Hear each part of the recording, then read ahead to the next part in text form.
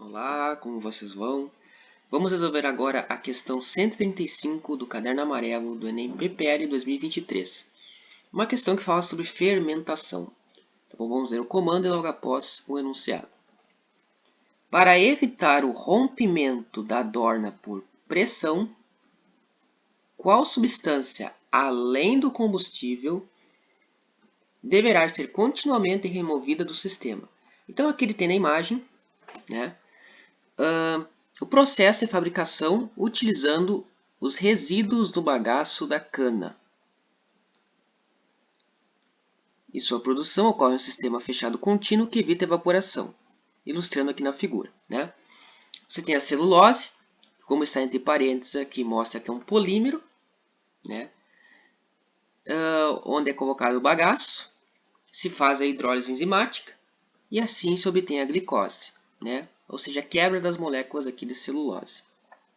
E dessa maneira, aqui na dorna de fermentação, ou seja, nesse compartimento, é colocado aqui a glicose e assim acontece a fermentação, tá bom? Como resultado, nós temos o CO2, o etanol, o ácido lático, o ácido pirúvico e bactérias contaminantes, né? Além da água da levedura. Portanto, o que a gente deve retirar além do combustível para evitar o rompimento por pressão? E se você está pensando em pressão, é lógico você pensar em gases. Por quê? A glicose é um composto sólido. E após a fermentação, no que resulta? Resulta no etanol, o produto final, o etanol é o CO2. O que é o CO2? O dióxido de carbono, o gás carbônico. E o que o gás carbônico causa? Por sua liberação. Você pode pensar no efeito estufa, nesse sentido. Por sua liberação na atmosfera, no caso aqui no compartimento, como você tem a maior quantidade de gases, além do oxigênio, que já estava aqui antes, você tem uma pressão cada vez maior por causa do aumento da quantidade de gás carbônico, que é um dos produtos finais da reação de fermentação alcoólica. Certo?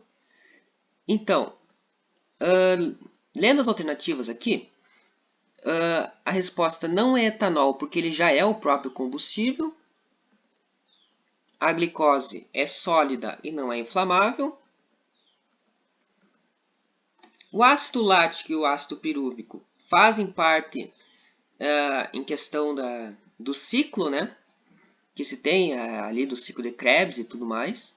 Mas eles não são inflamáveis, eles só fazem parte do processo, são ali meio que intermediários, tá bom? Então nenhum dos dois também é a nossa resposta.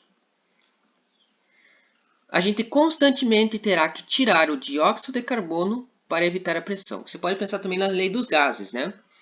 Você tem, como é que é a lei dos gases? É o PV-NRT. P, que é a pressão, V, que é o volume, que é igual ao número de mols da molécula, R, que é uma constante, 0,082, vezes temperatura. O que acontece? Tanto o gás carbônico quanto o metano, eles são os grandes causadores do efeito estufa.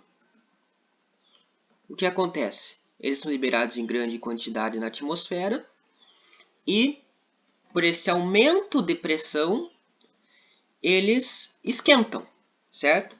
Então, maior temperatura, maior pressão. Então, aqui fica bem claro o motivo de a gente ter que retirar toda hora, além do combustível, né, porque é inflamável, o etanol, o dióxido de carbono, letra E, nossa resposta. Tá bom? E o que precisa para provocar uma combustão, para provocar um incêndio? Precisa do combustível, que no nosso caso aqui é o etanol, o comburente, que no nosso caso aqui vai ser o oxigênio, que já estava aqui, e o calor. E onde é que vai vir esse calor?